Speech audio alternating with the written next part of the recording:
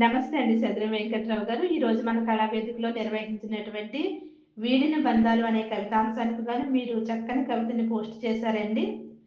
కనుమరుగవుతున్న అనురాగాలు, పెరిగిపోతున్న నాగరికత వ్యామోహంలో అడుగంటిపోతున్న ఆప్యాయతలు, విదేశీయుల ప్రభావంతో సడలిపోతున్న బంధుత్వాలు, కొన్నాళ్ళు మాత్రమే భార్యాభర్తలుగా ఉండే విధంగా ఒప్పంద పెళ్ళిళ్ళు, ఎక్కడున్నాయి ప్రేమలు, ఆప్యాయతలు, అనురాగాలు?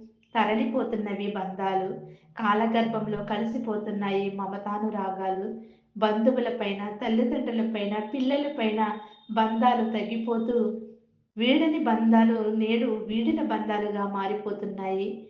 తల్లిదండ్రుల వృద్ధాశ్రమాలకు పంపిస్తూ బాధలకు గురి చేస్తున్నారు. కులాలు, మతాలు వేరువేరైనా అన్న, బాబాయి, అల్లుడు, అమ్మాయి అంటూ ఆప్యాయతగా పిలుచుకునేవారు. పూర్వకాలం కూరలు అమ్మే వ్యాపారాలు చేసే వారిని అన్న అంటూ పిలుస్తూ ఆప్యాయంగా పలకరించేవారు. బుడబక్కల వాడు కూడా చెల్లెమ్మ అంటూ పలకరించేవాడు.